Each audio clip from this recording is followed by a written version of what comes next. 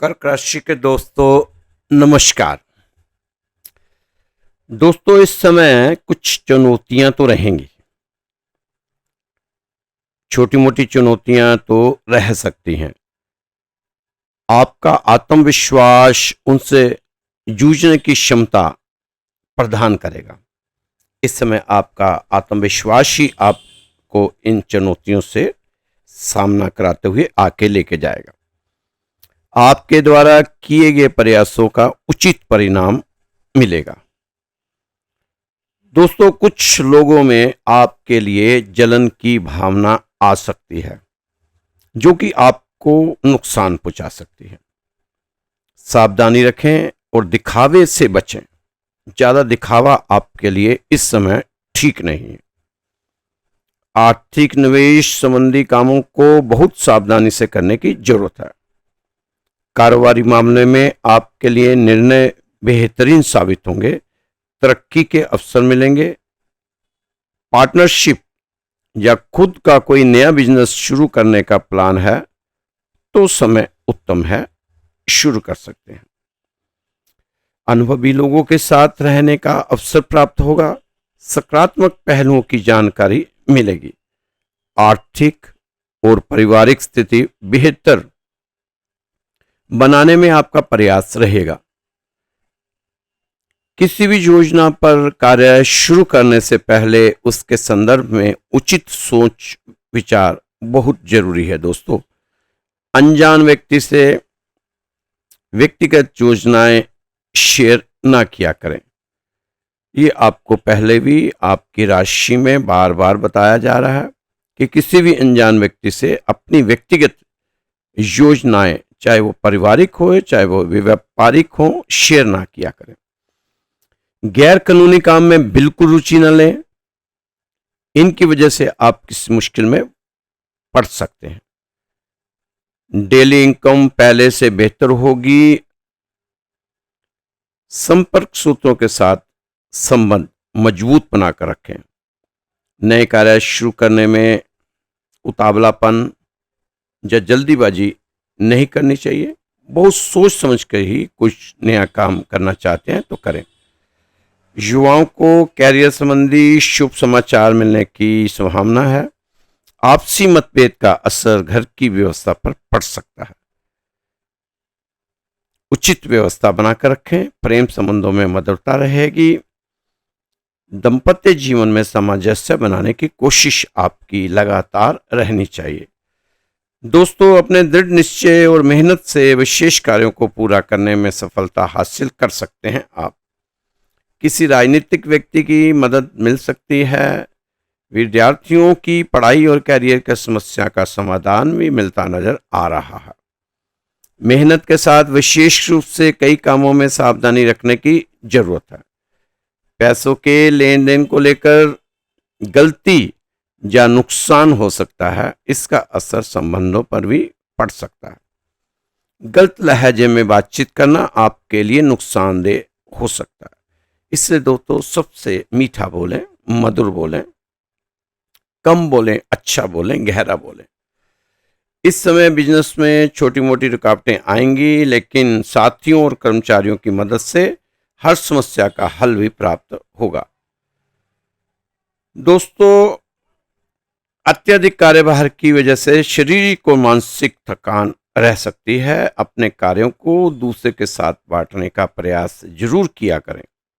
पिछले कुछ समय से संबंधों के बीच जो मनमुटाव चल रहे थे, इस समय आपसी बातचीत से गलतफहमियां दूर हो सकती हैं। संबंधों में नजदीकी बढ़ेगी। विद्यार्थियों को प्रोजेक्ट के लिए किए गए प्रयासों में सफलता मिलेगी। हर काम शांति से संपन्न करने की कोशिश करें। व्यवस्थित बजट रखें। अचानक कोई ऐसा खर्चा सामने आ सकता है जिस पर कटौती करना संभव नहीं होगा, इसलिए सावधान रहें। इस चिंता का असर आपके सुकून और नींद पर भी पड़ सकता है। किसी भी मित्र की सहायता से आपकी समस्या का समाधान मिलेगा। व्यवसायिक कार्यप्रणाली में सुधार आएगा। दूर दराज के क्षेत्रों से संबंधित व्यवसाय में गति आएगी।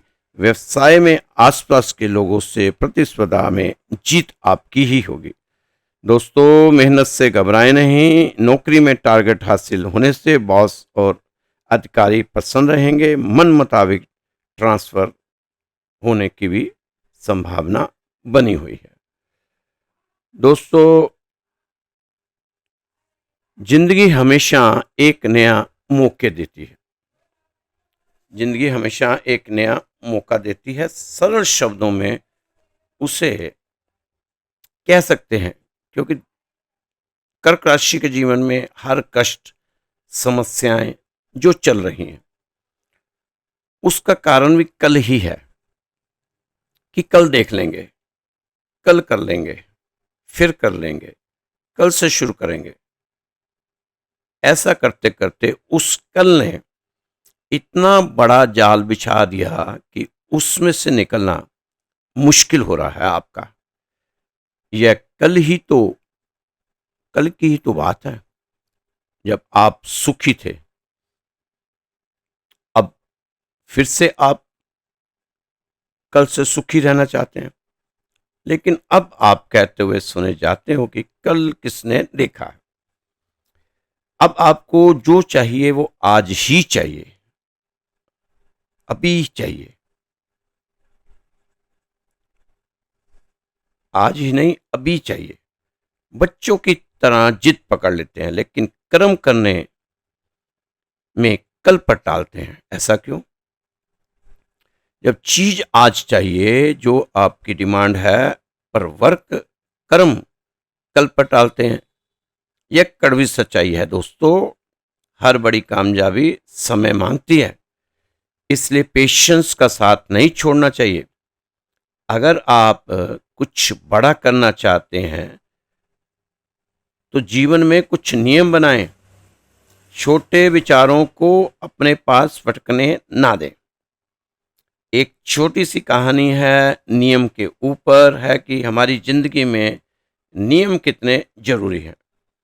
अगर नियम बनाकर जिंदगी जिएंगे तो कब किस मोड़ पर किस्मत पलट जाए, ये कोई नहीं कह सकता। एक परिवार एक गांव में रहते थे। माँ और बेटा और बहू, दो छोटे बच्चे थे। 5 लोगों का छोटा सा परिवार था। माँ हमेशा बेटे को टोकती रहती कि तुझे सभी काम नियम से करने चाहिए, तू कोई भी काम नियम से नहीं करता। पाठ पूजा करता है लेकिन उसका कोई समय नहीं। सूरज को जल देता है, उसका कोई समय नहीं। जब दिल किया जल दे दिया, जब दिल किया नहीं दिया। नहाने का समय नहीं, खाने का समय नहीं। थोड़ा अपने आप को नियमों के साथ बांधो। ये माँ हमेशा टोकती थी अपने बेटे को, क्योंकि अब तुम्हारे पिताजी इस दुनिया में नहीं रहे तो घर की जिम्मेदारी तुम्हें ही निभानी है। अब घर के बड़े तुम ही हो। अगर तुम ही नियम बनाकर नहीं चलोगे तो जो थोड़ी बहुत जमा पूंजी है, पता भी नहीं चलना कब खत्म हो जानी है। लेकिन बेटा अपनी मर्जी का मालिक, किसी नियम को मानता, करता, सब कुछ धर्म कर्म भी करता। मानता तो करता था, लेकिन नियम नहीं था। धर्म कर्म भी करता था, लेकिन नियम नहीं, अनुशासन नहीं। वहीं गांव में एक दिन एक राम कथा का आयोजन किया गांव वालों ने। वहां के महात्मा जी जो आए हुए थे, पूरा परिवार उनसे मिलने गया। महात्मा जी ने उसे पाठ पूजा करने के लिए कहा तो कहता रोज करता हूँ, हनुमान चालीसा रोज पढ़ता हूँ, सूरज को जल रोज देता हूँ। महात्मा जी जो उपाय बताएं वो कहता मैं करता हूँ जी। महात्मा जी ने कहा अगर सब कुछ कर रहा है फिर भी घर में बरकत नहीं, घर में कलेश है, शांति नहीं, हो सकता है इन सब करने में कोई त्रुटि रह रही हो। जब महात्मा जी ने नियम की बात की तो कोई भी वह नियम से काम नहीं कर रहा था। महात्मा जी ने कहा, तुम्हें कोई ना कोई नियम लेना पड़ेगा। उस व्यक्ति ने कहा, वो काम मुझसे नहीं होगा, मैं शर्तों के साथ कोई काम नहीं कर सकता। मेरे बस का नहीं है कि मैं शर्तों पे कोई काम करूं। मैं अपनी मर्जी का मालिक हूं। मैं अपनी मर्जी के साथ ही करूंगा, जैसा मेरा मन करेगा। महात्मा समझ गए कि यह नहीं मानने वाला, हर चीज को मजाक में टाल रहा है। पर महात्मा जी ने उसकी मां पर दया दिखाई, क्योंकि दया आ रही थी। उसकी मां बार बार रो रही थी अपनी तकलीफ बताते हुए। महात्मा जी ने कहा, कोई तो एक नियम तो ले लो। ऐसा करो, आप 43 दिन तक नियम बना लो कि मैं रोज मंदिर जाकर सफाई करूंगा। उसने तुरंत कहा, तो पंडित जी क्या करेंगे? सफाई तो पंडित जी सुबह सुबह कर देते हैं। चलो पूजा करके आ जाया करो, 43 दिन तुम पूजा करके आ जाया करो। मैं घर में ही सब पूजा पाठ कर लेता हूँ, मंदिर जाने की मुझे क्या जरूरत है। महात्मा जी समझ गए कि यह तो पक्का ही जिद्दी है। महात्मा जी का, तुम ऐसा करो, आपके गांव का तालाब है? हाँ है। वहां एक फूल रोज मार के आया करो तालाब में। महात्मा जी, जो फूल का वहां क्या काम? तालाब की जगह फूल कौन मारता है? वहां तो बच्चे पत्थर मारते हैं। अच्छा, महात्मा जी ने कहा, ठीक है, चलो आप ऐसा कर लो, 43 दिन सुबह 5 बजे तुमने उस तालाब में एक पत्थर मारना। फूल कैंसिल, पत्थर मारो। बस ये नियम बना लो कि मैं 43 दिन तक सुबह 5 बजे एक पत्थर उस तालाब में मारूंगा। बस यह उसे बात पसंद आ गई। अब राहु के मतलब की बात सामने आई, तो राहु ने उसका उकसा दिया उसे, और व्यक्ति ने तय कर लिया कि कल से सुबह 5 बजे उठकर तालाब में एक पत्थर मारना है। 43 दिन तक महात्मा जी ने कहा कि दिन पलट जाएंगे, लिख कर रख लो। लिख कर दे दिया। अब वह सुबह जल्दी उठा, अपने सभी कामों से निमट कर पहुंच गया। 5 मिनट पहले ही समय से, 5 बजे से पहले वह पत्थर मारे और भागता हुआ खेत पर पहुंच जाए। ऐसा करते करते 42 दिन हो गए। मां से कहता, महात्मा जी की बात झूठी साबित हो रही है, अभी तक तो किस्मत वैसी की वैसी है। मां ने कहा, तू खुद ही तो कह रहा था, तू खुद ही तो बता रहा था कि इस बार फसल अच्छी हो रही है। हाँ, तो वो तो मेरी मेहनत है, उसमें महात्मा का क्या लेना देना?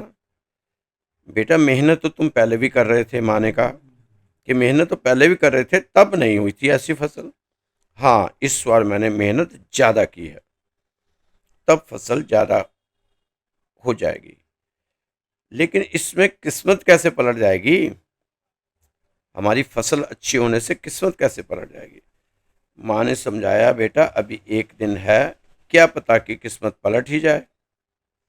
माँ, ये तो कल ही बताऊंगा आपको, कल 43 दिन पूरे हो जाएंगे, लेकिन मैं महात्मा को सबके बीच में पकड़ूंगा और बताऊंगा कि आपकी घोषणा झूठी रही, और बेइज्जती करूंगा वहां। माँ चिंता में पड़ गई कि जब पागल है, कहीं महात्मा जी इसे कोई श्राप ना दे दे, यह श्रापित ना हो जाए। आज आखिरी दिन है। जल्दी उठा वो कि आज आखिरी दिन है।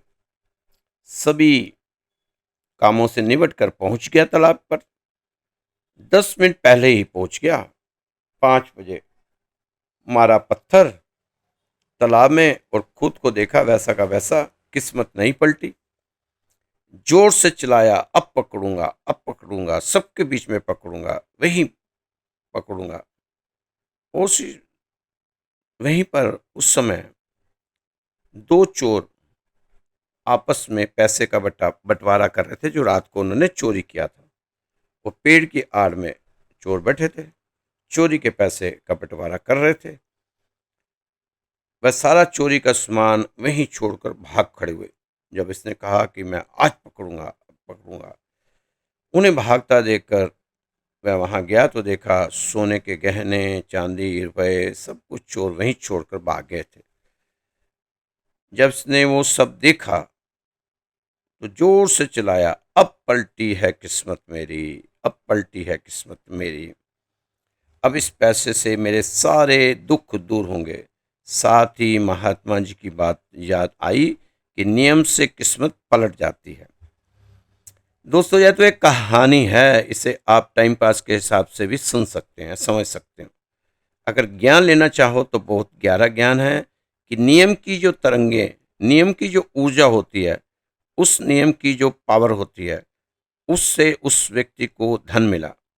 सिर्फ एक नियम को फॉलो करने से। अगर अब तक जीवन में नियम से चलता तो आज कहीं का कहीं पहुंच जाता। तो दोस्तों, जीवन में नियमों की ऊर्जा को जरूर हमें पाने की जरूरत है। इंसान हमेशा गलती करके ही सीखता है और वो किसी और की तरफ से नहीं सीख सकता। दोस्तों, समय और समझ दोनों एक साथ बस किस्मत वालों को ही मिलते हैं, क्योंकि अक्सर समय पर समझ नहीं आती और जब समझ आती है तो समय निकल जाता है। लेकिन कर्क राशि वालों, आपके पास आप समय ही समय है। कर्म करेंगे अच्छे वाले तो अच्छा वाला फल आपको मिलना है, क्योंकि अच्छे कर्म से अच्छा फल मिलना तय होता है। आप जैसे कर्म करेंगे वैसा फल देगा भगवान। ये है गीता का ज्ञान, ये है गीता का ज्ञान। दोस्तों, बहुत कुछ खोना होता है, खोना पड़ता है जिंदगी में, तब जाकर खुद से मुलाकात होती है। जीवन हमेशा अपने सबसे अच्छे रूप में आने से पहले किसी संकट का इंतजार करता है। आप भरोसा रखें कि आपका जीवन बहुत शानदार है और यही भरोसा आपकी हकीकत बन जाना है। संसार की सभी चीजें ठोकर लगने से टूट जाती है, लेकिन इंसान ठोकर लगने से बन जाता है। कितनी बड़ी बात है। जो लोग गिरने से डरते हैं वे कभी भी जीवन में उड़ान नहीं भर सकते। वो तो जिंदगी जख्मों से भरी है। दोस्तों, जिंदगी जख्मों से भरी है। वक्त की ही मरहम बनाना सीख लो। वक्त को मरहम बनाना सीख लो। जिंदगी जख्मों से भरी है। हारना तो है ही। मौत के सामने पहले जिंदगी से जीना सीख लो। दोस्तों, हमेशा अपने दिन की शुरुआत आभार से करें, भगवान के आभार से करें कि प्रभु तेरा आभार, आज तूने फिर से मुझे एक दिन का मौका और दिया। यह आदत ना सिर्फ आपको खुश रखने में मदद करती है, बल्कि आपकी मानसिक स्थिति को बेहतर बनाती है। आप सुबह उठते हैं तो अपने जीवन में उन छोटे छोटे सुखों के लिए आभार व्यक्त करें जिनका आप आनंद लेना चाह रहे हो। जीवन में एक छोटी सी कहानी के द्वारा ये आपको मैंने अभी समझाया है कि अगर हम नियम और अनुशासन बनाकर रखेंगे तो हम हर जगह कामयाब हो सकते हैं। कामयाबी हमारे कदम चूमेगी। दोस्तों, भाग्य उदय होता कैसे है, यह जानने की हमें जरूरत है। कोई फर्क नहीं पड़ता कि आपकी जिंदगी में कितनी बुरी चीजें चल रही हैं, आप अभी भी उन सभी से आगे हैं जो कोशिश भी नहीं कर रहे। क्योंकि आप कोशिश कर रहे हैं तो आपने आगे जाना, बढ़ना तय है। लेकिन जो हाथ पर हाथ करके बैठे हैं, कोशिश भी नहीं कर रहे, तो वहीं के वहीं रह जाएंगे। सिर्फ अपने ग्रह और सितारे देखते हुए पिछड़ जाएंगे। दोस्तों, दर्द, गम, डर जो भी है बस आपके अंदर है। सुख को सुख के बनाए पिंजरे से बाहर निकल कर देख। तो भी एक सिकंदर है। गम, डर जो भी है बस आपके अंदर है। सुख के बनाए पिंजरों से बाहर निकल कर देख, तू भी एक सिकंदर है। जो व्यक्ति बैठा रहता है तो फिर उसका भाग्य भी बैठा रहता है। जो लोग काम करने के लिए खड़े हो जाते हैं उनका भाग्य भी खड़ा हो जाता है। भाग्य कर्म करने वाले लोगों का ही साथ देता है। कभी भी आत्मविश्वास कमजोर ना होने दें। अगर कोई बात हम सोच सकते हैं तो उसे पूरा भी कर सकते हैं। ये अपने दिमाग में विचार जरूर बनाना। अपनी इच्छा पूरी करने के लिए आपको ईमानदारी के साथ प्रयास करने चाहिए। आपको कभी भी हार नहीं माननी चाहिए और समस्या को आपको हराने की अनुमति नहीं देनी चाहिए। आप केवल खड़े होकर पानी में घूर कर नहीं पार नदी पार नहीं कर सकते। पानी में खड़े रहें, उसको घूरते रहें, देखते रहें, झांकते रहें, तो नदी पार नहीं हो। उसके लिए आपको या तो तैरना होगा या फिर किश्ती का इस्तेमाल करना आना चाहिए। दोस्तों, ये राशि आपको श्री राधे श्याम मंदिर द्वारा बताई जा रही है। हमारी कोशिश तो रहती है कि आपको रोज ही आपका राशिफल बताया जाए, लेकिन फिर भी कभी कभी समय के अभाव के कारण हम रोज रोज नहीं बता पाते। तो दोस्तों, जिन सज्जनों ने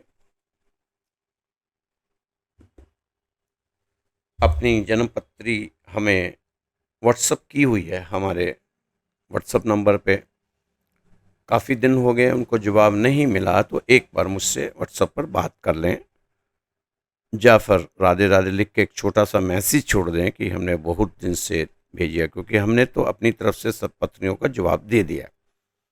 पर हो सकता है कि जब कभी हमने आपको जवाब देने के लिए फ़ोन किया हो, आपका फ़ोन ना मिला हो या स्विच ऑफ हो, कुछ भी हो सकता है, तो फिर दोबारा हमने ट्राई नहीं किया होगा।